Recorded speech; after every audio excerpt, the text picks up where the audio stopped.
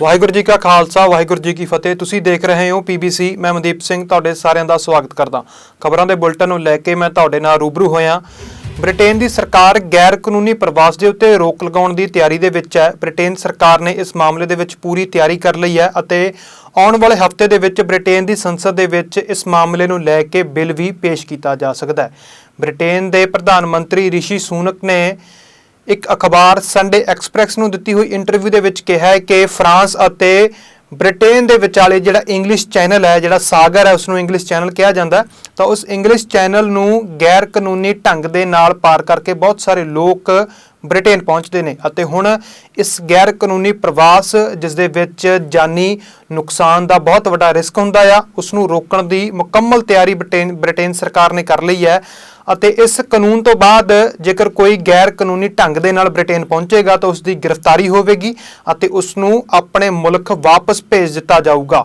ਤਾਂ ਹੁਣ ਜਿਵੇਂ ਕਿ ਪਹਿਲਾਂ ਹੁਣ ਤੱਕ ਹੁੰਦਾ ਸੀ ਕਿ ਗੈਰ ਕਾਨੂੰਨੀ ਢੰਗਾਂ ਦੇ ਨਾਲ ਜੇਕਰ ਕੋਈ ਕਿਸੇ ਮੁਲਕ ਪਹੁੰਚਦਾ ਸੀ ਤਾਂ ਉੱਥੇ ਉਸ ਵਿਅਕਤੀ ਨੂੰ ਸ਼ਰਨ ਮਿਲ ਜਾਂਦੀ ਸੀ, ਤਾਂ ਬ੍ਰਿਟੇਨ ਦੇ ਵਿੱਚ ਵੀ ਇਸੇ ਤਰ੍ਹਾਂ ਸੀ। ਪਰ ਹੁਣ ਬ੍ਰਿਟੇਨ ਦੇ ਵਿੱਚ ਹਾਲਾਤ ਬਦਲਦੇ ਹੋਏ ਨਜ਼ਰ ਆ ਸਕਦੇ ਨੇ ਕਿਉਂਕਿ ਬ੍ਰਿਟੇਨ ਸਰਕਾਰ ਨੇ ਗੈਰ ਕਾਨੂੰਨੀ ਪ੍ਰਵਾਸ ਦੇ ਉੱਤੇ ਰੋਕ ਲਗਾਉਣ ਦੀ ਮੁਕੰਮਲ ਤਿਆਰੀ ਕਰਨ ਦੀ ਜਿਹੜੀ ਮੁਕੰਮਲ ਤਿਆਰੀ ਉਹ ਕਰ ਲਈ ਹੈ। ਇਸ ਦੇ ਸੰਬੰਧੀ ਦੇ ਵਿੱਚ ਇੱਕ ਬਿੱਲ ਹੈ ਜਿਹੜਾ ਉਹ ਵੀ ਸੰਸਦ ਦੇ ਵਿੱਚ ਪੇਸ਼ ਕੀਤਾ ਜਾਊਗਾ ਜੋ ਕਿ ਗੈਰ ਕਾਨੂੰਨੀ ਪ੍ਰਵਾਸ ਦੇ ਉੱਤੇ ਮੁਕੰਮਲ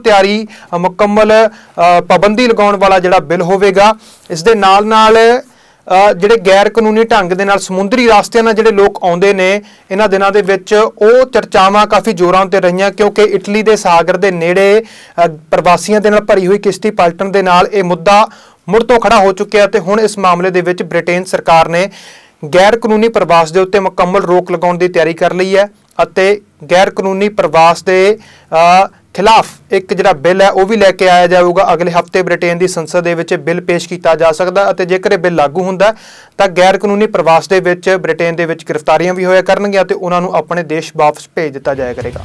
ਬ੍ਰਿਟੇਨ ਦੀ ਪਹਿਲੀ ਮਹਿਲਾ ਸਿੱਖ ਸੰਸਦ ਮੈਂਬਰ ਪ੍ਰੀਤ ਕੌਰ ਗਿੱਲ ਨੂੰ ਧਮਕੀ ਮਿਲੀ ਆ। ਪ੍ਰੀਤ ਕੌਰ ਗਿੱਲ ਨੂੰ ਇੱਕ ਧਮਕੀ ਭਰਿਆ ਈਮੇਲ ਆਇਆ ਜਿਸ ਦੇ ਵਿੱਚ ਲਿਖਿਆ ਹੋਇਆ ਸੀ ਵਾਚ ਯੂਅਰ ਬੈਕ। ਤਾਂ ਇਸ ਤਰ੍ਹਾਂ ਦਾ ਇੱਕ ਧਮਕੀ ਭਰਿਆ ਈਮੇਲ ਮਿਲਿਆ ਬ੍ਰਿਟੇਨ ਦੀ ਪਹਿਲੀ ਮਹਿਲਾ ਸਿੱਖ MP ਪ੍ਰੀਤ ਕੌਰ ਗਿੱਲ ਨੂੰ ਅਤੇ ਇਸ ਈਮੇਲ ਦੇ ਵਿੱਚ ਲਿਖਿਆ ਹੋਇਆ ਸੀ ਵਾਚ ਯੂਅਰ ਬੈਕ ਅਤੇ ਇਸ ਧਮਕੀ ਭਰੇ ਈਮੇਲ ਤੋਂ ਬਾਅਦ ਬ੍ਰਿਟੇਨ ਦੀ ਜਿਹੜੀ ਪਹਿਲੀ ਮਹਿਲਾ ਸੰਸਦ ਮੈਂਬਰ ਨੇ ਪ੍ਰੀਤ ਕੌਰ ਗਿੱਲ, ਉਹਨਾਂ ਦੀਆਂ ਚਿੰਤਾਵਾਂ ਵੱਧ ਗਈਆਂ ਨੇ ਅਤੇ ਨਾਲ ਦੀ ਨਾਲ ਉਹਨਾਂ ਦੀ ਸੁਰੱਖਿਆ ਦੇ ਵਿੱਚ ਵੀ ਵਾਧਾ ਕਰ ਦਿੱਤਾ ਗਿਆ ਆ।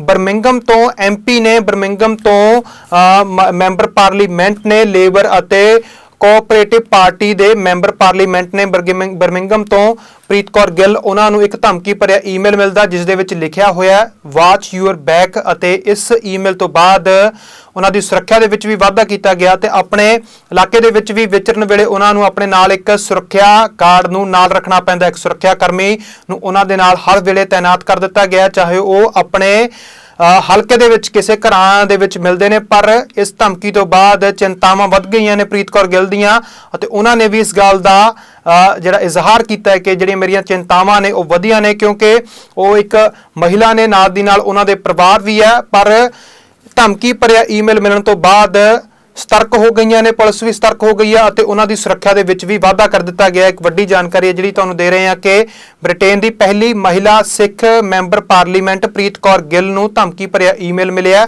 ਅਤੇ ਇੱਕ ਧਮਕੀ ਦਿੱਤੀ ਗਈ ਹੈ। ਅੱਜ 6 ਮਾਰਚ ਹੈ ਤੇ ਅੱਜ ਬਾਈਬਲ ਕਲਾਂ ਮੋਰਚੇ ਦੀ ਸਮਾਪਤੀ ਵੀ ਹੋਣ ਜਾ ਰਹੀ ਹੈ। ਬਾਈਬਲ ਕਲਾਂ ਮੋਰਚਾ ਜਿਹੜਾ 1 ਸਾਲ ਤੋਂ ਲੰਬੇ ਸਮੇਂ ਤੋਂ ਬਾਈਬਲ ਕਲਾਂ ਨੂੰ ਜਾਣ ਵਾਲੀ ਸੜਕ ਦੇ ਉੱਤੇ ਲੱਗਿਆ ਹੋਇਆ ਸੀ, ਬਾਈਬਲ ਕਲਾਂ ਨੈਸ਼ਨਲ ਹਾਈਵੇ ਦੇ ਕੰਢੇ ਦੇ ਉੱਤੇ ਇਹ ਮੋਰਚਾ ਲੱਗਿਆ ਹੋਇਆ ਸੀ। 2015 ਦੇ ਵਿੱਚ ਬਰਗਾੜੀ ਬੇਅਦਬੀ ਤੋਂ ਬਾਅਦ ਬੇਅਦਬੀ ਦਾ ਇਨਸਾਫ ਲੈਣ ਦੇ ਲਈ ਧਰਨਾ ਲਗਾਉਣ ਵਾਲੇ ਸਿੱਖਾਂ ਦੇ ਉੱਤੇ ਜਦੋਂ ਫਾਇਰਿੰਗ ਹੁੰਦੀ ਹੈ ਤਾਂ ਉਸ ਫਾਇਰਿੰਗ ਦਾ ਇਨਸਾਫ ਲੈਣ ਦੇ ਲਈ ਇਹ ਮੋਰਚਾ ਲੱਗਿਆ ਹੋਇਆ ਸੀ, ਜਿਸ ਫਾਇਰਿੰਗ ਦੇ ਵਿੱਚ 2 ਸਿੱਖਾਂ ਦੀ ਮੌਤ ਵੀ ਹੋਈ ਸੀ। ਤਾਂ ਹੁਣ ਇਸ ਮਾਮਲੇ ਦੇ ਵਿੱਚ ਜਦੋਂ SIT ਨੇ ਫਰੀਦਕੋਟ ਅਦਾਲਤ ਦੇ ਵਿੱਚ ਆਪਣੀ ਚਾਰਜ ਸ਼ੀਟ ਦਾਖਲ ਕਰ ਦਿੱਤੀ ਗਈ ਹੈ ਤੇ ਉਸ ਚਾਰਜ ਸ਼ੀਟ ਦੇ ਵਿੱਚ ਪ੍ਰਕਾਸ਼ ਸਿੰਘ ਬਾਦਲ ਉਸ ਵੇਲੇ ਦੇ ਮੁੱਖ ਮੰਤਰੀ ਸਨ ਅਤੇ ਉਸ ਵੇਲੇ ਦੇ ਉਪ ਮੁੱਖ ਮੰਤਰੀ ਸੁਖਬੀਰ ਸਿੰਘ ਬਾਦਲ ਦੇ ਨਾਲ ਸੁਮੇਧ ਸੈਣੀ, SSP ਚਰਨਜੀਤ ਸ਼ਰਮਾ ਦੇ ਨਾਲ ਪਰਮਰਾਜ ਉਮਰਾ ਨੰਗਲ ਨੂੰ ਨਾਮਜ਼ਦ ਕਰ ਲਿਆ ਗਿਆ ਆ। ਤਾਂ ਇਸ ਮਾਮਲੇ ਤੋਂ ਬਾਅਦ ਹੁਣ ਬਾਈਬਲ ਕਲਾਂ ਮੋਰਚੇ ਦੀ ਸਮਾਪਤੀ ਹੈ ਜਿਹੜੀ ਉਹ ਅੱਜ ਹੋ ਜਾਣੀ ਹੈ। ਤਾਂ ਅੱਜ ਇਸ ਮੋਰਚੇ ਦੀ ਸਮਾਪਤੀ ਤੋਂ ਪਹਿਲਾਂ ਕੱਲ 5 ਮਾਰਚ ਨੂੰ ਬਾਈਬਲ ਕਲਾਂ ਇਨਸਾਫ ਮੋਰਚੇ ਵਾਲੀ ਥਾਂ ਤੋਂ ਸ਼੍ਰੀ ਅਕਾਲ ਤਖਤ ਸਾਹਿਬ ਤੱਕ ਇੱਕ ਸ਼ੁਕਰਾਨਾ ਮਾਰਚ ਵੀ ਕੱਢਿਆ ਗਿਆ ਬਾਈਬਲ ਕਲਾਂ ਇਨਸਾਫ ਮੋਰਚੇ ਦੀ ਸਮੁੱਚੀ ਲੀਡਰਸ਼ਿਪ ਨੇ ਇਸ ਇਨਸਾਫ ਮੋਰਚੇ ਦੇ ਵਿੱਚ ਸ਼ਾਮਲ ਹੋ ਕੇ ਸ੍ਰੀ ਅਕਾਲ ਤਖਤ ਸਾਹਿਬ ਜਾ ਕੇ ਮੱਥਾ ਵੀ ਟੇਕਿਆ ਅਤੇ ਉੱਥੇ ਪਹੁੰਚ ਕੇ ਇਸ ਮੋਰਚੇ ਦੀ ਚੜ੍ਹਦੀ ਕਲਾ ਦੇ ਲਈ ਅਤੇ ਇਨਸਾਫ ਮਿਲਣ ਦੀ ਅਰਦਾਸ ਵੀ ਕੀਤੀ ਹੈ। ਇਸ ਮਾਮਲੇ ਦੇ ਵਿੱਚ ਬਾਈਬਲ ਕਲਾਂ ਇਨਸਾਫ ਮੋਰਚੇ ਦੇ ਆਗੂਆਂ ਨੇ ਇਹ ਵੀ ਕਿਹਾ ਕਿ ਸਰਕਾਰ ਹੁਣ ਇਸ ਮਾਮਲੇ ਦੇ ਵਿੱਚ ਇਨਸਾਫ ਕਰੇ। ਸਰਕਾਰ ਨੇ ਪਹਿਲਾ ਕਦਮ ਜਿਹੜਾ ਉਹ ਪੁੱਟਿਆ ਤਾਂ ਨਾਮਜ਼ਦ ਕੀਤਾ ਗਿਆ। ਜਿਹੜੀ ਮੰਗ ਸੀ ਬਾਈਬਲ ਕਲਾਂ ਇਨਸਾਫ ਮੋਰਚੇ ਦੀ ਕਿ ਉਸ ਵੇਲੇ ਦੇ ਸਰਕਾਰ ਦੇ ਨੁਮਾਇੰਦਿਆਂ ਨੂੰ ਵੀ ਨਾਮਜ਼ਦ ਕੀਤਾ ਜਾਵੇ। ਵੱਡੇ ਇਲਜ਼ਾਮ ਬਾਦਲ ਪਰਿਵਾਰ ਦੇ ਉੱਤੇ ਵੀ ਲੱਗਦੇ ਰਹੇ ਨੇ, ਸੁਮਿਤ ਸੈਣੀ ਦੇ ਉੱਤੇ ਵੀ ਲੱਗਦੇ ਰਹੇ ਨੇ, ਚਰਨਜੀਤ ਸ਼ਰਮਾ ਐਸਐਸਪੀ ਦੇ ਉੱਤੇ ਵੀ ਲੱਗਦੇ ਰਹੇ ਨੇ ਅਤੇ ਪਰਮਰਾਜ ਉਮਰਾ ਨੰਗਲ ਦੇ ਉੱਤੇ ਵੀ ਇਲਜ਼ਾਮ ਲੱਗਦੇ ਰਹੇ ਨੇ। ਤਾਂ ਹੁਣ ਇਸ ਮਾਮਲੇ ਦੀ ਜਾਂਚ ਕਰ ਰਹੀ ਐਸਆਈਟੀ ਨੇ ਉਹਨਾਂ ਨੂੰ ਨਾਮਜ਼ਦ ਕੀਤਾ ਹੈ। 7000 ਪੰਨਿਆਂ ਦੀ ਚਾਰਜਸ਼ੀਟ ਦਾਖਲ ਕੀਤੀ ਗਈ ਹੈ ਫਰੀਦਕੋਟ ਅਦਾਲਤ ਦੇ ਵਿੱਚ। ਤਾਂ ਅੱਜ ਇਸ ਮੋਰਚੇ ਦੀ ਸਮਾਪਤੀ ਹੋ ਗਈ ਹੈ ਤੇ ਇਸ ਮੋਰਚੇ ਨੂੰ ਅੱਜ ਸਮਾਪਤ ਕਰਕੇ ਸਰਕਾਰ ਤੋਂ ਇਨਸਾਫ ਦੀ ਉਮੀਦ ਵੀ ਰੱਖੀ ਜਾ ਰਹੀ ਹੈ। ਦੇਖੋ ਜੀ, ਬਹੁਤ ਵਧੀਆ ਚੜ੍ਹਦੀ ਕਲਾ ਦੇ ਨਾਲ ਸੰਘਰਸ਼ ਸਫਰ ਰਿਹਾ। ਸਾਰੀਆਂ ਸੰਗਤਾਂ ਦੇ ਸਹਿਯੋਗ ਦੇ ਨਾਲ ਇਸ ਮਸਲੇ ਦੇ ਹੱਲ ਤੱਕ ਪਹੁੰਚੇ ਆ। ਜਿਹੜੀਆਂ ਮੰਗਾਂ ਨੂੰ ਲੈ ਕੇ ਅਸੀਂ ਬੈਠੇ ਸੀ, ਸੋ ਸਾਰੀਆਂ ਸੰਗਤਾਂ ਦੇ ਸਹਿਯੋਗ ਦੇ ਨਾਲ ਹੀ ਇੱਥੇ ਪਹੁੰਚੇ ਆ। ਸਾਰੀਆਂ ਸੰਗਤਾਂ ਦਾ ਤੇ ਗੁਰੂ ਸਾਹਿਬ ਦਾ ਸ਼ੁਕਰਾਨਾ ਕਰਨ ਅੱਜ ਅਸੀਂ ਦਰਬਾਰ ਸਾਹਿਬ ਨਤਮਸਤਕ ਹੋਣ ਆਏ ਆ। ਸਾਡੇ ਨਾਲ ਸਿੰਘ ਸਾਹਿਬ ਗਿਆਨੀ ਕੇਵਲ ਸਿੰਘ ਜੀ, ਬਾਈ ਜਸਵਿੰਦਰ ਸਿੰਘ, ਬਾਕੀ ਆ ਸਾਰੀ ਭਾਈ ਦਿਲਬਾਗ ਸਿੰਘ ਹੋਣੀ ਸਾਰੀ ਟੀਮ ਇੱਥੋਂ ਅੰਮ੍ਰਿਤਸਰ ਸਾਹਿਬ ਤੋਂ ਉੱਥੇ ਜਾਂਦੀ ਰਹੀ ਆ। ਵਾਰ-ਵਾਰ ਮੋਰਚੇ ਦੇ ਵਿੱਚ ਜਿੱਦਾਂ ਦੇ ਪ੍ਰੋਗਰਾਮ ਹੁੰਦੇ ਸਾਰਿਆਂ ਦਾ ਸਹਿਯੋਗ ਕਰਦੀ ਰਹੀ ਆ। ਸੋ ਸਾਰੀਆਂ ਸੰਗਤਾਂ ਦੇ ਸਹਿਯੋਗ ਨਾਲ ਮੈਂ ਕਹਾਂਗਾ ਬਹੁਤ ਸੋਹਣਾ ਹੋ ਨਿਬੜਿਆ। ਜਿਹੜੀਆਂ ਮੰਗਾਂ ਨੂੰ ਲੈ ਕੇ ਅਸੀਂ ਇਹ ਬੈਠੇ ਸੀਗੇ। ਸਰਕਾਰ ਨੇ ਜਿਹੜਾ ਰੋਲ ਅਦਾ ਕਰਨ ਨੂੰ ਕਿਹਾ ਸੀ, ਤੁਸੀਂ ਸਮਝਦੇ ਹੋ ਕਿ ਸਰਕਾਰ ਨੇ ਆਪਣਾ ਰੋਲ ਅਦਾ ਕੀਤਾ? ਦੇਖੋ, ਸਰਕਾਰ ਨੇ ਜਿਹੜਾ ਰੋਲ ਅਦਾ ਕੀਤਾ, ਸੈੱਟ ਬਣੀ ਸੀ ਕੋਰਟ ਦੇ ਅੰਦਰ। ਕੋਰਟ ਨੇ ਸੈੱਟ ਨੂੰ ਡਾਇਰੈਕਸ਼ਨ ਦਿੱਤੀਆਂ ਹੋਈਆਂ ਸੀ। ਜਿਹੜੀ ਰਿਪੋਰਟ ਆ ਉਹ ਕੋਰਟ ਦੇ ਵਿੱਚ ਹੀ ਸਬਮਿਸ਼ਨ ਹੋਊਗੀ, ਕਿਸੇ ਸਰਕਾਰੀ ਬੰਦੇ ਦਾ ਇੰਟਰਫੇਰੈਂਸ ਨਹੀਂ ਹੋਊਗੀ ਇਹਦੇ 'ਚ। ਮੈਂ ਕਹਿੰਦਾ ਸਰਕਾਰ ਦੀ ਭੂਮਿਕਾ ਇਹ ਰਹੀ ਆ ਕਿ ਪਿਛਲਿਆਂ ਵਾਂਗ ਉਹਨਾਂ ਨੇ ਸੈੱਟ ਨੂੰ ਦਬਾਇਆ ਨਹੀਂ, ਸੈੱਟ ਨੂੰ ਆਪਦੀ ਡਾਇਰੈਕਸ਼ਨ 'ਚ ਨਹੀਂ ਰੱਖਿਆ। ਇਹ ਸਰਕਾਰ ਦੀ ਭੂਮਿਕਾ ਰਹੀ ਆ। ਪਰ ਅਗਲਾ ਚਲਾਨ ਆ ਜਿਹੜਾ ਉਹ ਸਰਕਾਰ ਦੇ ਅੰਡਰ ਆ। ਅਸੀਂ ਕਹਿੰਦੇ ਜਲਦੀ ਤੋਂ ਜਲਦੀ ਜਿਹੜਾ ਉਹ ਚਲਾਨ ਆ ਉਹ ਵੀ ਪੇਸ਼ ਕਰ। ਪਹਿਲੀਆਂ ਸਰਕਾਰਾਂ ਨੂੰ ਕਿਸ ਤਰ੍ਹਾਂ ਦੇਖਦੇ ਹੋ ਜੀ, ਕਿਉਂਕਿ ਕਾਫੀ ਲੰਬਾ ਸਮਾਂ ਹੋ ਚੁੱਕਾ ਹੈ ਜੀ? ਪਹਿਲੀਆਂ ਸਰਕਾਰਾਂ ਦਾ ਤੁਸੀਂ ਦੇਖੋ ਵੀ ਰਾਜਨੀਤੀ 'ਚ ਅੱਜ ਵਕਾਰ ਕੀ ਰਿਹਾ। ਜੇ ਇਸ ਮਸਲੇ ਤੇ ਰਾਜਨੀਤੀ ਕਰਦੇ ਰਹੇ ਆ ਤੇ ਅੱਜ ਉਹ ਸਰਕਾਰਾਂ ਖੜੀਆਂ ਕਿੱਥੇ ਆ, ਉਹ ਸਰਕਾਰਾਂ 'ਚ ਰਹਿਣ ਵਾਲੇ ਬੰਦੇ ਖੜੇ ਕਿੱਥੇ ਆ। ਸੋ ਇਹ ਜਿਹੜਾ ਵੀ ਗੁਰੂ ਸਾਹਿਬ ਦੇ ਨਾਂ ਤੇ ਇਸ ਮਸਲੇ ਦੇ ਨਾਂ ਤੇ ਰਾਜਨੀਤੀ ਕਰੂਗਾ ਉਹਨਾਂ ਦਾ ਹਸ਼ਰ ਮਾੜਾ ਹੀ ਹੋਊਗਾ। ਬੇਅਦਬੀ ਕੇਸ ਜਿਹੜਾ ਚੰਡੀਗੜ੍ਹ ਤਬਦੀਲ ਕੀਤਾ ਗਿਆ, ਕੀ ਕਹਿਣਾ ਚਾਹੋਗੇ? ਬੇਅਦਬੀ ਕੇਸ ਜਿਹੜਾ ਚੰਡੀਗੜ੍ਹ 'ਚ ਤਬਦੀਲ ਕੀਤਾ ਗਿਆ, ਅਸੀਂ ਸਰਕਾਰ ਨੂੰ ਕੱਲ ਵੀ ਇਹੀ ਗੱਲ ਕਹੀ ਹੈ ਕਿ ਚੰਗੇ ਪੱਖ ਤੋਂ ਲੜਨ ਦੀ ਲੋੜ ਆ ਤੇ ਸਾਡੀਆਂ ਸਮੁੱਚੀਆਂ ਜਥੇਬੰਦੀਆਂ ਨੂੰ ਇਕੱਠੇ ਹੋ ਕੇ ਇੱਕ ਪਟੀਸ਼ਨ ਪਾਉਣ ਦੀ ਲੋੜ ਆ ਬਿਨਾਂ ਰਾਜਨੀਤਿਕ ਪੱਖ ਤੋਂ। ਕਿਉਂਕਿ ਅਸੀਂ ਰਾਜਨੀਤੀ ਲੈ ਕੇ ਚੱਲਾਂਗੇ ਤਾਂ ਉਹ ਹਮੇਸ਼ਾ ਹੀ ਡੈਮੇਜ ਵਾਲੇ ਪਾਸੇ ਹੋਵਾਂਗੇ। ਪਰ ਜਿੱਥੇ ਗੁਰੂ ਗ੍ਰੰਥ ਸਾਹਿਬ ਦੀ ਗੱਲ ਆਉਂਦੀ ਆ ਉੱਥੇ ਪਾਰਟੀਆਂ ਛੋਟੀਆਂ ਰਹਿੰਦੀਆਂ, ਸਿੱਖ ਵੱਡੇ ਰਹਿਣਗੇ। ਸਾਰੇ ਸਿੱਖ ਇਕੱਠੇ ਹੋ ਕੇ ਗੱਲ ਕਰਨਗੇ ਤਾਂ ਇਸ ਮਸਲੇ ਦਾ ਹੱਲ ਵੀ ਹੋਊਗਾ। ਤੋਂ ਬਾਅਦ ਇਹ ਮੋਰਚਾ ਹੋਰ ਕਿਸੇ ਮੁੱਦੇ ਉੱਤੇ ਤਬਦੀਲ ਕੀਤਾ ਜਾਊਗਾ? ਦੇਖੋ ਜੀ, ਮੋਰਚੇ ਪੰਜਾਬ 'ਚ ਲੱਗਦੇ ਆਏ ਆ, ਲੱਗਦੇ ਰਹਿੰਦੇ ਆ। ਮੁੱਦਿਆਂ ਦੇ ਹਿਸਾਬ ਨਾਲ ਚੱਲਦੀ ਰਹਿੰਦੀ ਗੱਲਬਾਤ। ਪੰਜਾਬ ਜਦੋਂ ਤੋਂ ਇਹ ਕਹਿੰਦੇ ਆਜ਼ਾਦ ਹੋਇਆ ਉਦੋਂ ਤੋਂ ਲੈ ਕੇ ਮੋਰਚਿਆਂ 'ਚ ਹੀ ਆ। ਸਾਡੇ ਲਈ ਆਜ਼ਾਦ ਵਾਲੀ ਗੱਲ ਨਹੀਂ ਆ ਹਜੇ। ਅਸੀਂ ਆਪਣੇ ਐਸਟ ਦੀ ਬੇਅਦਬੀ ਦੇ ਮੁੱਖ ਦੋਸ਼ੀਆਂ ਨੂੰ ਸ਼ਾਮਲ ਕਰਾਉਣ ਲਈ 8 ਸਾਲ ਲੱਗੇ ਆ। ਤਾਂ ਕਿਤੇ ਨਾ ਕਿਤੇ ਅਸੀਂ ਚਾਹੁੰਦੇ ਵੀ ਸਾਡਾ ਏਕਾ ਹੋਵੇ ਤੇ ਸਾਡੇ ਨਾਲ ਇਸ ਤਰ੍ਹਾਂ ਦੇ ਦਿਖਾਂਤ ਵਾਪਰ ਨਹੀਂ ਨਾ। ਅਸੀਂ ਇਸ ਪਾਸੇ ਨੂੰ ਪਹਿਲ ਕਦਮੀ ਕਰਾਂਗੇ। ਜੀ, ਕੀ ਇਹ ਬਾਈਬਲ ਮੋਰਚੇ ਦੀ ਸਮਾਪਤੀ ਕਰਕੇ ਇਧਰ ਨੂੰ ਬਾਈਬਲ ਮੋਰਚਾ ਚੱਲ ਰਿਹਾ। ਕੱਲ ਵੀ ਆਪਾਂ ਇਹੀ ਗੱਲ ਕਹੀ ਸੀ ਕਿ ਜਿੰਨਾ ਸਮਾਂ ਚਲਾਨ ਪੇਸ਼ ਨਹੀਂ ਹੁੰਦਾ ਬਾਈਬਲ ਦਾ, ਉਹਨਾਂ ਸਮਾਂ ਉਹਦੀ ਸੰਪੂਰਨਤਾ ਨਹੀਂ ਆ। ਅਸੀਂ ਅਰਦਾਸ ਇਹ ਕੀਤੀ ਸੀ ਕਿ ਜਦੋਂ ਇਹਨਾਂ ਦੋਨਾਂ ਕੇਸਾਂ ਦੇ ਮੁੱਖ ਸਾਜ਼ਿਸ਼ਕਰਤਾ ਨਾਮਜ਼ਦ ਹੋਣਗੇ ਉਹਦੇ ਗੁਰੂ ਸਾਹਿਬ ਦੇ ਸ਼ੁਕਰਾਨੇ ਦੀ ਅਰਦਾਸ ਅਸੀਂ ਕਰਾਂਗੇ ਤਾਂ ਅਕਾਲ ਤਖਤ ਸਾਹਿਬ ਜਾ ਕੇ। ਅੱਜ ਅਸੀਂ ਉਹ ਕਰਨਾ ਆ। ਇਹ ਵੀ ਟੈਕਨੀਕਲ ਗੱਲ ਕਰੀਏ ਤਾਂ ਇੱਕ ਅੱਧੇ ਦਿਨ 'ਚ ਹੋਣਾ ਜ਼ਰੂਰੀ ਹੈ, ਕਿਉਂਕਿ ਕੋਰਟ ਦੀ ਡਾਇਰੈਕਸ਼ਨ ਇਹ ਆ ਕਿ ਦੋਨੇ ਕੇਸ ਇਕੱਠੇ ਚੱਲਣਗੇ। ਉਹ ਇਕੱਠੇ ਤਾਂ ਹੀ ਚੱਲਣਗੇ, ਦੋਨਾਂ ਦੇ ਚਲਾਨ ਆ ਤੇ ਦੋਨਾਂ ਦੇ ਮੁੱਖ ਸਾਜ਼ਿਸ਼ਕਰਤਾ ਨਾਮਜ਼ਦ ਹੋਣਗੇ। ਸਰਕਾਰ ਕੱਲ ਤੁਹਾਡੇ ਕੋਲ ਪਹੁੰਚੀ ਸੀ, ਪ੍ਰਸ਼ਾਸਨ ਨਾਲ ਤੁਹਾਡੀ ਸ਼ਾਮ ਦੇ ਟਾਈਮ ਮੀਟਿੰਗ ਹੋਈ ਸੀ, ਕੋਈ ਆਸ਼ਵਾਸਨ ਦਿੱਤਾ? ਕਿੰਨੇ ਦਿਨਾਂ ਤੱਕ ਉਹ ਜਿਹੜੀ? ਹਾਂਜੀ, ਉਹ ਮੀਟਿੰਗ ਨਹੀਂ ਹੋਈ ਸਾਡੇ ਉਹ ਜਿਹੜੀ ਉੱਥੇ ਪਬਲਿਕਲੀ ਬੋਲ ਕੇ ਗਏ ਆ, ਸਟੇਜ ਤੇ ਬੋਲ ਕੇ ਗਏ ਵੀ ਥੋੜੇ ਦਿਨਾਂ ਦੇ ਵਿੱਚ 3-4 ਦਿਨਾਂ 'ਚ ਇਸ ਮਸਲੇ ਦਾ ਹੱਲ ਹੋਊਗਾ। ਪਰ ਮੈਂ ਇਹਦੇ ਨਾਲ ਸਰਕਾਰ ਨੂੰ ਇੱਕ ਗੱਲ ਹੋਰ ਵੀ ਕਰਨਾ ਬਿਲਕੁਲ ਹੋਣਾ ਚਾਹੀਦਾ। ਇਸ ਦੇ ਨਾਲ ਇੱਕ ਗੱਲ ਹੋਰ ਵੀ ਕਹਿੰਦੇ ਆ ਕਿ ਨਕੋਦਰ ਗੋਲੀ ਕਾਂਡ ਦੇ ਜਿਹੜੇ ਸ਼ਹੀਦ ਆ ਉਹਨਾਂ ਦੀ ਵੀ ਜਸਟਿਸ ਗੁਰਨਾਮ ਸਿੰਘ ਹੋਣ ਵਾਲੀ ਰਿਪੋਰਟ ਤੇ ਕਾਰਵਾਈ ਹੋਣੀ ਚਾਹੀਦੀ ਆ। ਉਹ ਵੀ ਸਾਡਾ ਇੱਕ ਬੇਅਦਬੀ ਦੇ ਨਾਲ ਜੁੜਿਆ ਹੋਇਆ ਕੇਸ ਆ। ਤਾਂ ਸਰਕਾਰ ਜੇ ਚੰਗੇ ਕਦਮ ਵਾਲੇ ਪਾਸੇ ਵਧੂਗੀ ਤਾਂ ਪੰਜਾਬ ਦੇ ਲੋਕ ਸਿੱਖ ਪੰਥ ਉਹਨਾਂ ਦਾ ਸਹਿਯੋਗ ਕਰੂਗਾ। ਅੱਗੇ ਜਿਹੜੀ ਕਾਰਵਾਈ ਹੈ, ਤੁਹਾਨੂੰ ਲੱਗਦਾ ਹੈ ਕਿ ਸਰਕਾਰ ਜਿਹੜਾ ਆਪਣਾ ਜਿਹੜਾ ਪੱਖ ਜਿਹੜਾ ਸਹੀ ਤਰੀਕੇ ਰੱਖੇਗੀ? ਕਿਉਂਕਿ ਇਹ ਕਿਹਾ ਜਾ ਰਿਹਾ ਹੈ ਕਿ ਸੁਪਰੀਮ ਕੋਰਟ ਨੇ ਜਿਹੜਾ ਕੇਸ ਸ਼ਿਫਟ ਕੀਤਾ ਹੈ ਉਹ ਇਸ ਕਰਕੇ ਪੰਜਾਬ ਦੇ ਲੋਕਾਂ ਨੂੰ ਦਬਾਅ ਬਣਾ ਕੇ ਰੱਖਣਾ ਪਊਗਾ। ਸਰਕਾਰਾਂ ਇਸ ਤੇ ਪੱਖ ਨਹੀਂ ਰੱਖ ਸਕਦੀਆਂ, ਕਿਉਂਕਿ ਜੇ ਲੋਕ ਦਬਾਅ ਨਾ ਬਣਾਉਣਗੇ ਸਾਨੂੰ ਦਬਾਅ ਬਣਾ ਕੇ ਰੱਖਣ ਦੀ ਲੋੜ ਆ। ਸਾਡੇ ਏਕੇ ਦੀ ਲੋੜ ਆ ਜਿਹਦੇ ਨਾਲ ਸਰਕਾਰਾਂ ਸਹੀ ਫੈਸਲੇ ਕਰਨ ਵਾਲੇ ਪਾਸੇ ਨੂੰ ਜਾਣਗੀਆਂ। ਬਾਕੀ ਜੇ ਸਰਕਾਰਾਂ ਦੀ ਮਨਸ਼ਾ ਗਲਤ ਹੋਊਗੀ ਤਾਂ ਤੁਸੀਂ ਪਿਛਲੀਆਂ ਸਰਕਾਰਾਂ ਦਾ ਹਸ਼ਰ ਦੇਖੋ, ਇਹਨਾਂ ਦਾ ਵੀ ਉਦੋਂ ਮਾੜਾ ਹੋਊਗਾ। ਸਰ ਇੱਕ ਭਾਈ ਸਾਹਿਬ ਤੁਹਾਡੇ ਕੋਲ ਪਰਸਨਲ ਜਿਹਾ ਸਵਾਲ ਹੈ, ਕਿਸੇ ਤੁਸੀਂ ਮੋਰਚਾ ਲਾਇਆ ਸੀ, ਬੜੀ ਖਿੱਚ ਹੁੰਦੀ ਬੰਦੇ ਨੂੰ, ਪ੍ਰੇਰਣਾ ਹੁੰਦੀ ਹੈ, ਫੇਰ ਹੀ ਮੋਰਚਾ ਲੱਗਦਾ, ਇਸ ਤਰ੍ਹਾਂ ਨਹੀਂ ਲੱਗਦਾ? ਕੋਈ ਇਹੋ ਜਿਹੀ ਘੜੀ ਆਈ ਹੋਵੇ ਜਦੋਂ ਕਿ ਲੱਗਾ ਹੋਵੇ ਕਿ ਹਾਂ ਹੋ ਗਿਆ ਜਾਂ ਨਹੀਂ ਹੋਇਆ ਕੁਝ, ਜਦੋਂ ਤੁਸੀਂ ਕੋਈ ਰੋਡ ਵੀ ਬਲੌਕ ਕੀਤਾ ਸੀ, ਇਹੋ ਜਿਹਾ ਕੋਈ ਪਲ ਕੁਛ ਹੈ ਨਾ, ਕੋਈ ਦੱਸੋ? ਨਹੀਂ ਦੇਖੋ ਜੀ, ਗੱਲ ਇਹ ਆ ਕਿ ਸੰਗਤਾਂ ਦੇ ਸਹਿਯੋਗ ਦੇ ਨਾਲ ਹੀ ਮੋਰਚਾ ਚੱਲਿਆ ਤੇ ਸੰਗਤਾਂ ਨੇ ਹੀ ਚਲਾਇਆ। ਸਾਨੂੰ ਗੁਰੂ ਸਾਹਿਬ ਨੇ ਸੇਵਾ ਦਿੱਤੀ, ਉੱਥੇ ਨਿਮਾਣੇ ਹੋ ਕੇ ਸੇਵਾ ਕੀਤੀ ਆ। ਜਿਹੜੇ ਉਤਰਾ ਚੜਾ ਆਏ ਆ ਉਹ ਸਾਰੀਆਂ ਸੰਗਤਾਂ ਦੇ ਸੇਮ ਹੀ ਆਏ ਆ, ਬਰਾਬਰ ਹੀ ਆਏ ਆ, ਕਿਉਂਕਿ ਕਿਸੇ ਇੱਕ ਵਿਅਕਤੀ ਵਿਸ਼ੇਸ਼ ਦੀ ਤਾਂ ਗੱਲ ਨਹੀਂ। ਜਿੱਥੇ ਸਾਡੇ ਇਸ਼ਟ ਦੀ ਗੱਲ ਹੋਵੇ ਤੇ ਸਾਰੇ ਸਿੱਖਾਂ ਦਾ ਦਰਦ ਹੋਵੇ, ਉੱਥੇ ਸਾਰਿਆਂ ਦੇ ਉਤਰਾ ਚੜਾ ਸਾਰਿਆਂ ਦੇ ਇੱਕੋ ਜਿਹੀ ਆ।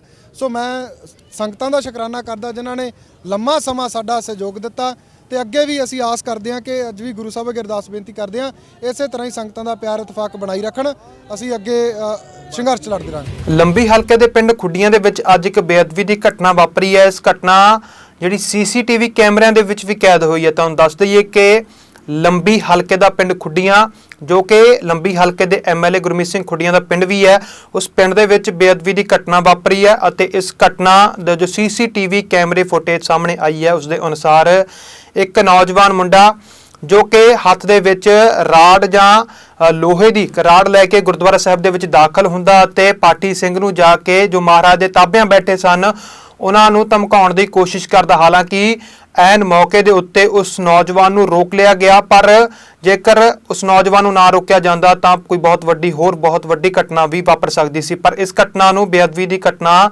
ਵਾਂਗ ਹੀ ਦੇਖਿਆ ਜਾ ਰਿਹਾ ਹੈ ਕਿ ਇਹ ਬੇਅਦਬੀ ਹੋਈ ਹੈ। ਗੁਰੂ ਗ੍ਰੰਥ ਸਾਹਿਬ ਜੀ ਦੇ ਤਾਬਿਆਂ ਬੈਠੇ ਜਿਹੜੇ ਪਾਠੀ ਸਿੰਘ ਨੇ ਉਹਨਾਂ ਨੂੰ ਜਾ ਕੇ ਪਾਠ ਕਰਨ ਤੋਂ ਰੋਕਿਆ ਗਿਆ ਹੈ। ਉਸ ਤੋਂ ਬਾਅਦ ਉਸ ਨੌਜਵਾਨ ਨੂੰ ਕਾਬੂ ਵੀ ਕਰ ਲਿਆ ਗਿਆ ਆ।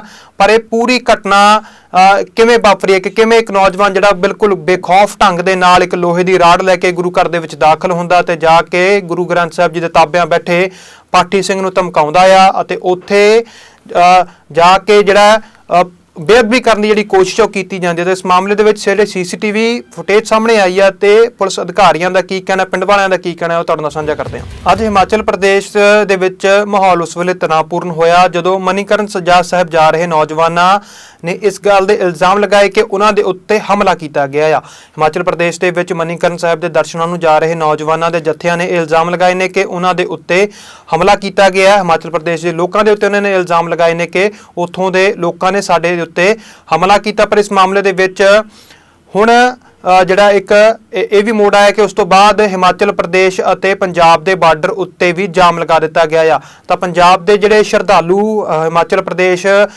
ਨੂੰ ਹੁੰਦਿਆਂ ਹੋਇਆਂ ਮਨੀਕਰਨ ਸਾਹਿਬ ਜਾਂਦੇ ਨੇ, ਮਨੀਕਰਨ ਸਾਹਿਬ ਮੱਥਾ ਟੇਕਦੇ ਨੇ ਜਾ ਕੇ, ਉਹਨਾਂ ਨੇ ਇਹ ਇਲਜ਼ਾਮ ਲਗਾਏ ਸਨ ਕਿ ਉਹਨਾਂ ਦੇ ਉੱਤੇ ਹਮਲਾ ਕੀਤਾ ਗਿਆ ਤੇ ਇਸ ਹਮਲੇ ਦੀ ਖਬਰ ਆਉਣ ਤੋਂ ਬਾਅਦ ਪੰਜਾਬ ਹਿਮਾਚਲ ਪ੍ਰਦੇਸ਼ ਬਾਰਡਰ ਦੇ ਉੱਤੇ ਵੀ ਨੌਜਵਾਨਾਂ ਨੇ ਜਾਮ ਲਗਾ ਦਿੱਤਾ।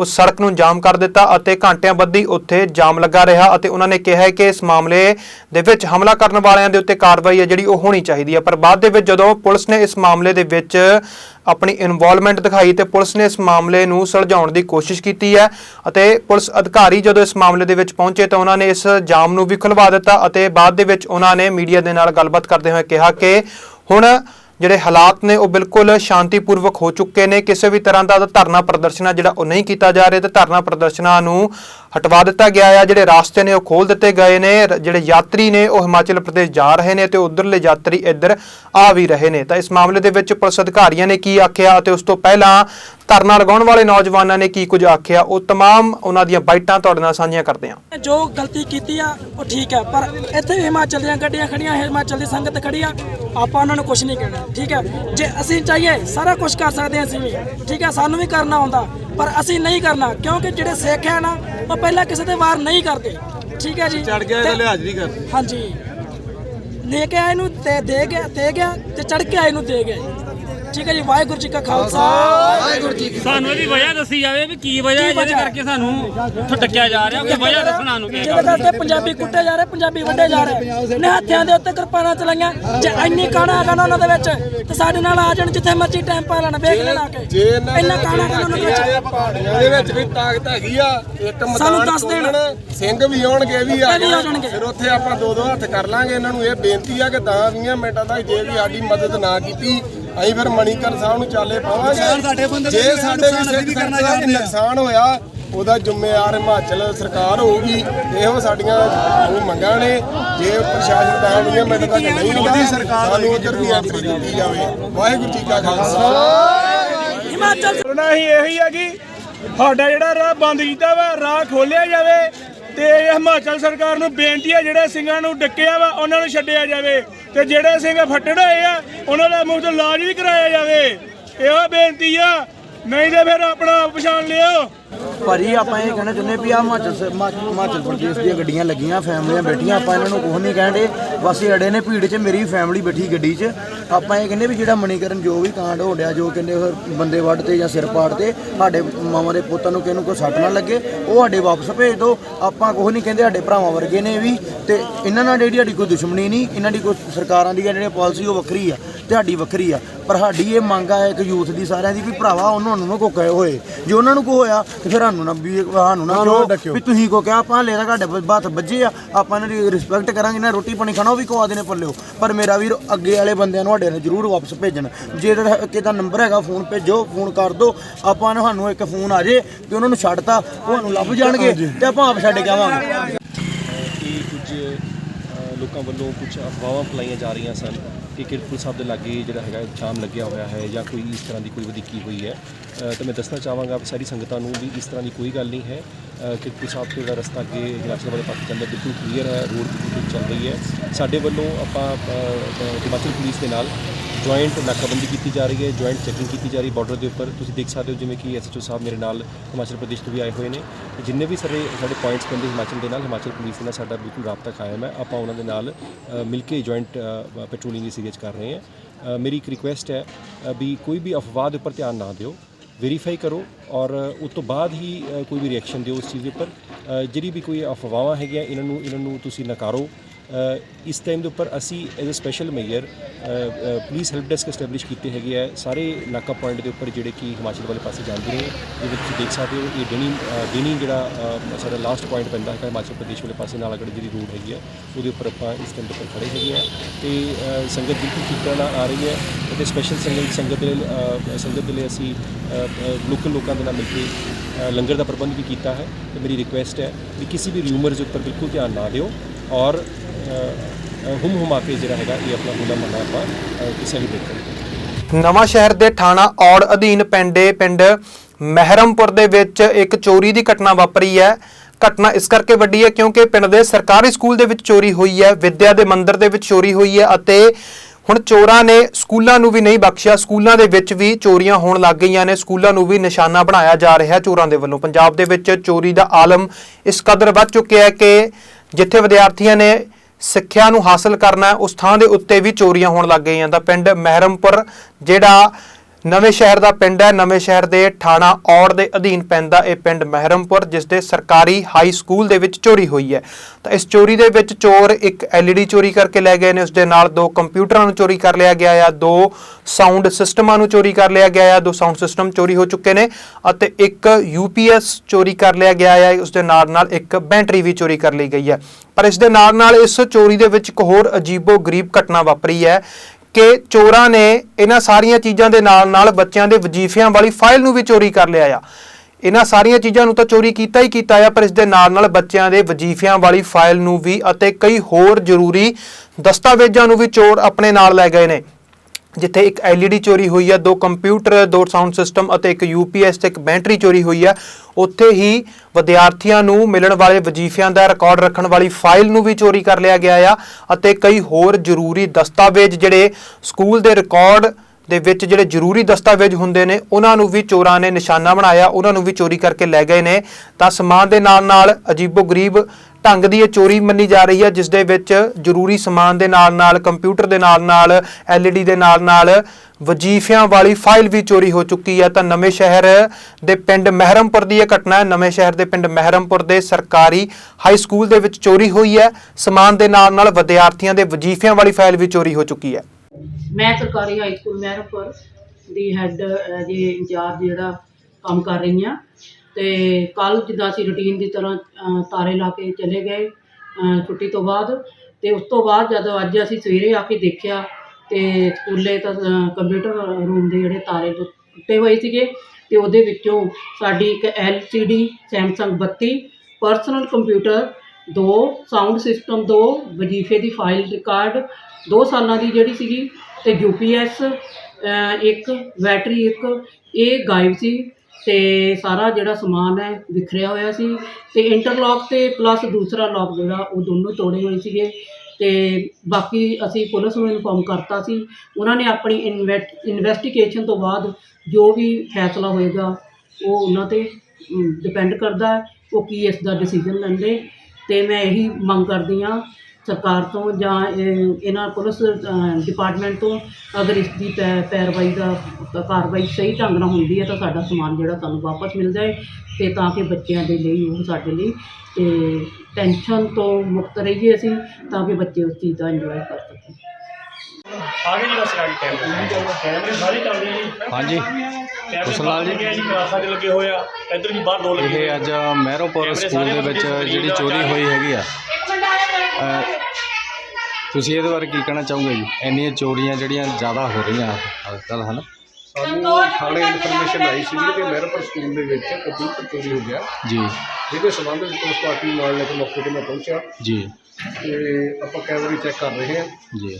ਬਾਕੀ ਪੁੱਛ ਪੜਤਾਲ ਕਰਕੇ ਜੋ ਵੀ ਬਣਦੀ ਕਾਨੂੰਨੀ ਕਾਰਵਾਈ ਕੀਤੀ ਜਾਊਗੀ। ਤੇ ਇਹ ਦੱਸਦੇ ਆ ਜੀ, ਜੇ ਤਾਂ ਹੁਣ ਅਧਿਆਪਕ ਦੱਸ ਰਿਹਾ ਵੀ 2 ਸਾਲ ਪਹਿਲਾਂ ਵੀ ਇੱਥੇ ਚੋਰੀ ਹੋਈ ਸੀਗੀ, ਉਦੋਂ ਵੀ LCD ਵਗੈਰਾ ਚੋਰੀ ਹੋਈ ਸੀਗੀ, ਤੇ ਉਦੋਂ ਵੀ ਕੁਝ ਨਹੀਂ ਪਤਾ ਲੱਗਿਆ। ਸਿਰਫ ਇਸ ਕਮਰੇ ਦੇ ਵਿੱਚੋਂ 2 ਸਕਰੀਨਾਂ ਕੰਪਿਊਟਰ ਦੀਆਂ ਜਿਹੜੀਆਂ ਚੋਰੀ ਹੋਈਆਂ, ਬਾਕੀ ਕੰਪਿਊਟਰ ਪਏ ਹੈ। ਇਹਦਾ ਮਤਲਬ ਇਹ ਹੈ ਕਿ ਕੋਈ ਬਾਹਰੋਂ ਬੰਦਾ ਜਿਹੜਾ ਕੋਈ ਪਹਿਲਾਂ ਇਹਨਾਂ ਕੋਲ ਆਉਂਦਾ ਜਾਂਦਾ ਜੀ, ਉਹੀ ਬੰਦਾ ਅਸੀਂ ਹੱਥ ਕਰ ਸਕਦਾ। ਬਾਕੀ ਕਮਰਿਆਂ ਦੇ ਵਿੱਚ ਕਿਤੇ ਨਹੀਂ ਗਿਆ ਕਿ ਕੋਈ ਹੋਰ ਚੋਰੀ ਨਹੀਂ ਹੋਈ। ਸਿਰਫ ਇਸੇ ਕਮਰੇ ਦੇ ਵਿੱਚੋਂ 2 ਕੰਪਿਊਟਰ ਚੱਕੇ ਜਾਣੇ ਸ਼ੱਕ ਪੈਦਾ ਕਰਦਾ ਕਿ ਬੰਦਾ ਭੇਤੀ ਹੈ। ਆਪਾਂ ਜਲਦੀ ਤੋਂ ਜਲਦੀ ਉਹਨੂੰ ਕਾਰਵਾਈ ਕਰਾਂਗੇ। ਪਤਾ ਕਰਕੇ ਕੈਮਰਾ ਚੈੱਕ ਕਰ ਰਹੇ ਹਾਂ, ਕੈਮਰੇ ਦੇ ਵਿੱਚ ਦੇਖ ਕੇ ਕੌਣ ਹੈ, ਕਿਹੜੇ ਪਿੰਡ ਦਾ, ਇਹਨੂੰ ਜੱਜ ਕੀਤਾ ਜਾਊਗਾ, ਕਾਰਵਾਈ ਕੀਤੀ ਜਾਊਗੀ। ਠੀਕ ਹੈ। ਤਾਂ ਸ਼੍ਰੀ ਅਨੰਦਪੁਰ ਸਾਹਿਬ ਦੇ ਵਿੱਚ ਖਾਲਸੇ ਦੀ ਜਨਮ ਭੂਮੀ ਦੇ ਵਿੱਚ ਹੋਲੇ ਮਹੱਲੇ ਦੇ ਤਿਉਹਾਰ ਦੀ ਆਰੰਭਤਾ ਹੋ ਚੁੱਕੀ ਹੈ। ਹਾਲਾਂਕਿ ਹੋਲੇ ਮਹੱਲੇ ਦਾ ਜਿਹੜਾ ਤਿਉਹਾਰ ਹੈ ਰਸਮੀ ਤੌਰ ਤੇ ਇਹ 6 ਦਿਨ ਚੱਲਦਾ ਆ ਅਤੇ 2 ਮਾਰਚ ਨੂੰ ਇਸ ਦੀ ਸ਼ੁਰੂਆਤ ਹੋ ਚੁੱਕੀ ਸੀ, ਪਰ ਇਸ ਦੇ ਪ੍ਰਮੁੱਖ 3 ਦਿਨ ਜੋ ਕਿ 6, 7, 8 ਮਾਰਚ ਨੇ, ਅਤੇ ਇਹਨਾਂ ਦੀ ਰਸਮੀ ਸ਼ੁਰੂਆਤ ਵੀ ਇਹਨਾਂ ਦਿਨਾਂ ਦੀ ਹੋ ਚੁੱਕੀ ਹੈ। ਤੇ ਹੋਲੇ ਮਹੱਲੇ ਮੌਕੇ ਸ਼੍ਰੀ ਅਨੰਦਪੁਰ ਸਾਹਿਬ ਦੀ ਧਰਤੀ ਨੂੰ ਰੰਗਾਂ ਅਤੇ ਫੁੱਲਾਂ ਦੇ ਨਾਲ ਸਜਾਇਆ ਗਿਆ ਹੈ। ਫੁੱਲਝੜੀਆਂ ਦੇ ਨਾਲ तमाम ਤਰ੍ਹਾਂ ਦੀ ਜਿਹੜੀ ਡੈਕੋਰੇਸ਼ਨ ਹੈ, ਜਿਹੜੀ ਉਹ ਸਜਾਵਟ ਹੈ, ਉਹ ਕੀਤੀ ਹੋਈ ਹੈ, ਰੋਸ਼ਨਾਇਆ ਗਿਆ ਹੈ ਅਨੰਦਪੁਰ ਸਾਹਿਬ ਨੂੰ, ਖਾਲਸੇ ਦੀ ਜਨਮ ਭੂਮੀ ਨੂੰ। ਤਾਂ ਇਸ ਦਿਨ ਹੁਣ ਪੂਰੇ ਜਿਹੜੇ ਉੱਥੇ ਸੰਗਤ ਵੱਡੀ ਗਿਣਤੀ ਦੇ ਵਿੱਚ ਅਨੰਦਪੁਰ ਸਾਹਿਬ ਦੀ ਧਰਤੀ ਦੇ ਉੱਤੇ ਪਹੁੰਚੇਗੀ, ਉੱਥੇ ਨਸਮਸਤਕ ਹੋਵੇਗੀ। ਇਸ ਦੇ ਨਾਲ ਨਾਲ ਜੰਗੀ ਖੇਡ ਦੇ ਜੌਹਰ ਵੀ ਦਿਖਾਏ ਜਾਣਗੇ। ਖਾਲਸੇ ਦੀ ਵਿਰਾਸਤੀ ਖੇਡ ਵੀ ਜਿਸ ਨੂੰ ਕਿਹਾ ਜਾਂਦਾ, ਜਾਂ ਕਲਾ, ਜੰਗਜੂ ਕਲਾ, ਗੱਤਕਾ, ਸ਼ਸਤਰ ਵਿਦਿਆ ਦੇ ਜੌਹਰ ਵੀ ਉੱਥੇ ਨਿਹੰਗ ਸਿੰਘ ਜਥੇਬੰਦੀਆਂ ਦੇ ਵੱਲੋਂ ਦਿਖਾਏ ਜਾਣਗੇ। ਅਤੇ ਸਮੁੱਚਾ ਖਾਲਸਾ ਪੰਥ ਇਹਨਾਂ ਦਿਨਾਂ ਦੇ ਵਿੱਚ ਇੱਥੇ ਇਕੱਤਰ ਹੁੰਦਾ ਅਤੇ ਇਕੱਤਰ ਹੋ ਕੇ ਹੋਲੇ ਮਹੱਲੇ ਨੂੰ ਮਨਾਉਂਦਾ ਆ। ਅਤੇ ਹੋਲੇ ਮਹੱਲੇ ਨੂੰ ਮਨਾ ਕੇ ਸ਼ਸਤਰ ਵਿਦਿਆ ਦੇ ਜੌਹਰ ਦਿਖਾਏ ਜਾਂਦੇ ਨੇ, ਘੋੜ ਸਵਾਰੀ ਦੇ ਜੌਹਰ ਦਿਖਾਏ ਜਾਂਦੇ ਨੇ, ਗੱਤਕੇ ਦੇ ਜਿਹੜੇ ਜੌਹਰ ਨੇ ਉਹ ਦਿਖਾਏ ਜਾਂਦੇ ਨੇ। ਤਾਂ 2 ਮਾਰਚ ਨੂੰ ਆਰੰਭ ਹੋ ਚੁੱਕਿਆ ਹੋਲਾ ਮਹੱਲਾ, ਪਰ ਇੱਕ ਰਸਮੀ ਅਤੇ ਮੁੱਖ 3 ਦਿਨ ਜਿਹੜੇ ਮੁੱਖ 3 ਦਿਨ ਮੰਨੇ ਜਾਂਦੇ ਨੇ ਉਹ ਹਨ ਹੁਣ 6, 7, 8 ਮਾਰਚ ਨੇ। ਅਤੇ ਅੱਜ ਹੋਲੇ ਮਹੱਲੇ ਦੀ ਉੱਥੇ ਸ਼ੁਰੂਆਤ ਹੈ ਜਿਹੜੀ ਹੋ ਚੁੱਕੀ ਹੈ। ਵੱਡੀ ਗਿਣਤੀ ਦੇ ਵਿੱਚ ਸੰਗਤ ਅਨੰਦਪੁਰ ਸਾਹਿਬ ਦੀ ਧਰਤੀ ਦੇ ਉੱਤੇ ਪਹੁੰਚ ਰਹੀ ਹੈ। ਅਤੇ ਇਸ ਮੌਕੇ SGPC ਦੇ ਪ੍ਰਧਾਨ ਹਰਜਿੰਦਰ ਸਿੰਘ ਧਾਮੀ ਨੇ ਸੰਗਤ ਦੇ ਨਾਲ ਇੱਕ ਸੰਦੇਸ਼ ਸਾਂਝਾ ਕੀਤਾ, ਤੇ ਉਸ ਦੇ ਨਾਲ ਨਾਲ ਸ਼੍ਰੀ ਕੇਸਗੜ੍ਹ ਸਾਹਿਬ ਤਖਤ ਸ਼੍ਰੀ ਕੇਸਗੜ੍ਹ ਸਾਹਿਬ ਦੇ ਜਥੇਦਾਰ ਗਿਆਨੀ ਰਘਵੀਰ ਸਿੰਘ ਜੀ ਨੇ ਵੀ ਸੰਗਤ ਦੇ ਨਾਲ ਇੱਕ ਸੰਦੇਸ਼ ਜਿਹੜਾ ਸਾਂਝਾ ਕੀਤਾ, ਤੁਹਾਡੇ ਨਾਲ ਅਸੀਂ ਸਾਂਝਾ ਕਰਦੇ ਹਾਂ। ਵਾਹਿਗੁਰੂ ਜੀ ਕੀ ਫਤਿਹ। ਧੰਨ ਧੰਨ ਸਾਹਿਬ ਸਤਿਗੁਰੂ ਸ੍ਰੀ ਗੁਰੂ ਗੋਬਿੰਦ ਸਿੰਘ ਮਹਾਰਾਜ ਜੀ ਨੇ ਇਸ ਪਵਿੱਤਰ ਧਰਤੀ ਦੇ ਉੱਤੋਂ 2 ਸੰਦੇਸ਼ ਸਤਿਗੁਰੂ ਜੀ ਨੇ ਬਖਸ਼ੇ ਕੀਤੇ। 1699 ਦੇ ਵਿੱਚ ਸਤਿਗੁਰੂ ਜੀ ਨੇ ਪੰਜਾਂ ਦੀ ਚੋਣ ਕਰਕੇ ਸਮੁੱਚੀ ਮਨੁੱਖਤਾ ਨੂੰ ਇੱਕ ਲੜੀ ਦੇ ਵਿੱਚ ਪਰੋਇਆ, ਔਰ 1700 ਦੇ ਵਿੱਚ ਸਤਿਗੁਰੂ ਜੀ ਨੇ ਫਿਰ ਹੋਲਾ ਮਹੱਲਾ, ਭਾਵੇਂ ਹੋਲੀ ਦੂਸਰਾ ਤਿਉਹਾਰ ਆ, ਦੂਸਰੇ ਧਰਮਾਂ ਦਾ ਤਿਉਹਾਰ ਆ, ਪਰ ਸਤਿਗੁਰੂ ਜੀ ਨੇ ਖਾਲਸਾਈ ਜਾਹੋ ਜਲਾਲ ਤੇ 1699 ਦਾ ਉਹ ਜਜ਼ਬਾ ਉਹ 1700 ਵਿੱਚ ਪ੍ਰਗਟ ਕੀਤਾ। ਜਦੋਂ ਮਹੱਲਾ ਇੱਥੋਂ ਨਿਕਲਦਾ ਤੇ ਫਿਰ ਪਵਿੱਤਰ ਧਰਤੀ ਤੇ ਜਾ ਕੇ ਉੱਥੇ ਆਪਣੇ ਜੌਹਰ ਦੇ ਕਰਤੱਵ ਜਿਹੜੇ ਸਿੰਘ ਦਿਖਾਉਂਦੇ। ਕੱਲ੍ਹ ਪਤਾਲਪੁਰੀ ਸਾਹਿਬ ਪਹਿਲੇ ਪੜਾਅ ਦੀ ਸਮਾਪਤੀ ਹੋਈ। ਅੱਜ ਅੰਮ੍ਰਿਤ ਵੇਲੇ ਸ਼੍ਰੀ ਅਖੰਡ ਪਾਠ ਸਾਹਿਬਾਂ ਦੀ ਵਿਰੰਭਤਾ ਹੋਈ, ਜਿਨ੍ਹਾਂ ਦੇ 8 ਤਰੀਕ ਨੂੰ ਸਵੇਰੇ ਅੰਮ੍ਰਿਤ ਵੇਲੇ ਭੋਗ ਪਾ ਕੇ ਤੇ ਫਿਰ ਖਾਲਸੇ ਜਾਹੋ ਜਲਾਲ ਦੇ ਨਾਲ 5 ਸਿੰਘ ਸਾਹਿਬਾਨ ਤੇ ਗੁਰੂ ਸਾਹਿਬ ਜੀ ਦੇ ਆਗਿਆ ਲੈ ਕੇ ਫਿਰ ਇਹ ਮਹੱਲਾ ਜਿਹੜਾ ਇੱਥੋਂ ਨਿਕਲਣਾ। ਸੰਗਤਾਂ ਨੂੰ ਬਹੁਤ ਬਹੁਤ ਵਧਾਈ ਦਿੰਦਾ, ਕਾਮਨਾ ਵੀ ਕਰਦਾ ਕਿ ਗੁਰੂ ਸਾਹਿਬ ਕਿਰਪਾ ਕਰਿਓ, ਆਉਂਦਾ ਵਰ੍ਹਾ ਸਾਰੇ ਸਿੱਖ ਪੰਥ ਦੇ ਵਿੱਚ ਸਮੁੱਚੇ ਦੇ ਵਿੱਚ ਸੁੱਖ ਸ਼ਾਂਤੀ ਦਾ ਜਿਹੜਾ ਸਤਿਗੁਰੂ ਜੀ ਵਰਤਾਰਾ ਬਖਸ਼ਾਇਓ। ਸੋ ਗੁਰੂ ਸਾਹਿਬ ਕਿਰਪਾ ਕਰਨ, ਬਖਸ਼ਿਸ਼ ਕਰਨ, ਸਾਰੇ ਰਲ ਮਿਲ ਕੇ ਇਸ ਖਾਲਸੇ ਜਾਹੋ ਜਲਾਲ ਦੇ ਵਿੱਚ ਆਪਣਾ ਯੋਗਦਾਨ ਪਾਈਏ। ਵਾਹਿਗੁਰੂ ਜੀ ਕਾ ਖਾਲਸਾ। ਤੇ ਨਾਲੇ ਨਗਰ ਕੀ ਅੱਛਾ ਜੀ। ਵਾਹਿਗੁਰੂ ਜੀ ਕਾ ਖਾਲਸਾ, ਵਾਹਿਗੁਰੂ ਜੀ ਕੀ ਫਤਿਹ। ਹੋਲੀ ਕੀ ਨੀ ਸੰਤ ਸੇਵ, ਰੰਗ ਲਾਗਾ ਅਤ ਲਾਲ ਦੇਵ। ਦਸ਼ਮੇਸ਼ ਪਿਤਾ ਧੰਨ ਸਤਿਗੁਰੂ ਗੁਰੂ ਗੋਬਿੰਦ ਸਿੰਘ ਸਾਹਿਬ ਜੀ ਮਹਾਰਾਜ ਜੀ ਨੇ ਜੋ ਆਪਣੇ ਪਿਆਰੇ ਖਾਲਸਾ ਪੰਥ ਨੂੰ ਹੋਲੇ ਮਹੱਲੇ ਦਾ ਪਾਵਨ ਤਿਉਹਾਰ ਬਖਸ਼ਿਸ਼ ਕੀਤਾ, ਜੋ ਖਾਲਸੇ ਦੀ ਆਨ ਸ਼ਾਨ ਅਤੇ ਚੜ੍ਹਦੀ ਕਲਾ ਦਾ ਪ੍ਰਤੀਕ ਹੈ, ਜੋ 8 ਮਾਰਚ ਨੂੰ ਤਖ਼ਤ ਸ੍ਰੀ ਕੇਸਗੜ੍ਹ ਸਾਹਿਬ ਜੀ ਵਿਖੇ ਬਹੁਤ ਸ਼ਰਧਾ ਔਰ ਸਤਿਕਾਰ ਸਹਿਤ ਮਨਾਇਆ ਜਾ ਰਿਹਾ ਹੈ, ਜਿਸ ਦੇ ਦੂਜੇ ਪੜਾਅ ਦੀ ਆਰੰਭਤਾ ਅੱਜ ਸ਼੍ਰੀ ਅਖੰਡ ਪਾਠ ਸਾਹਿਬ ਆਰੰਭ ਕਰਕੇ ਅਰਦਾਸ ਕਰਕੇ ਦੂਜੇ ਪੜਾਅ ਦੀ ਆਰੰਭਤਾ ਕਰ ਦਿੱਤੀ ਗਈ ਹੈ ਔਰ ਤਖ਼ਤ ਸ੍ਰੀ ਕੇਸਗੜ੍ਹ ਸਾਹਿਬ ਜੀ ਵਿਖੇ ਗੁਰਮਤਿ ਸਮਾਗਮਾਂ ਦੀ ਆਰੰਭਤਾ ਵੀ ਹੋ ਚੁੱਕੀ ਹੈ, ਜਿਸ ਵਿੱਚ ਮਾਨਯੋਗ ਸਿੰਘ ਸਾਹਿਬਾਨ ਪੰਥ ਦੇ ਮਹਾਨ ਕਥਾਵਾਚਕ ਸੱਚਖੰਡ ਸ਼੍ਰੀ ਹਰਿਮੰਦਰ ਸਾਹਿਬ ਜੀ ਦੇ ਕੀਰਤਨੀਏ ਸਿੰਘ ਔਰ ਬਹੁਤ ਵਿਦਵਾਨਾਂ ਨੇ ਆ ਕਰਕੇ ਹਾਜ਼ਰੀ ਭਰਨੀ ਹੈ।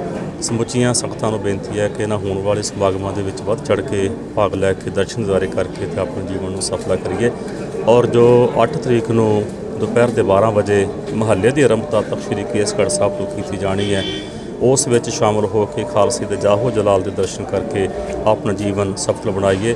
ਇਸੇ ਸਬੰਧ ਵਿੱਚ ਅੱਜ 2 ਨਗਰ ਕੀਰਤਨ, ਇੱਕ ਸੰਤ ਬਾਬਾ ਦਲੀਪ ਸਿੰਘ ਜੀ ਡੁਮੇਲੀ ਵਾਲੇ ਮਹਾਂਪੁਰਸ਼ਾਂ ਦੇ ਸਥਾਨ ਤੋਂ ਨਿਰਮਲ ਭੇਖ ਵੱਲੋਂ ਆਰੰਭ ਹੋਇਆ ਔਰ ਦੂਜਾ ਨਗਰ ਕੀਰਤਨ ਹਰਖੋਵਾਲ ਵਾਲੇ ਮਹਾਂਪੁਰਸ਼ਾਂ ਦੇ ਸਥਾਨ ਤੋਂ ਨਿਰਮਲ ਭੇਖ ਵੱਲੋਂ ਆਰੰਭ ਕੀਤਾ ਗਿਆ, ਜੋ ਦੋਨੋਂ ਹੀ ਨਗਰ ਕੀਰਤਨ ਸ਼ਹਿਰ ਦੀਆਂ ਪਰਿਕਰਮਾ ਕਰਦੇ ਹੋਏ ਗਲੀਆਂ ਬਾਜ਼ਾਰਾਂ 'ਚ ਹੁੰਦੇ ਹੋਏ ਤਖ਼ਤ ਸ੍ਰੀ ਕੇਸਗੜ੍ਹ ਸਾਹਿਬ ਜੀ ਵਿਖੇ ਆ ਕੇ ਸੰਪੰਨ ਹੋਣਗੇ।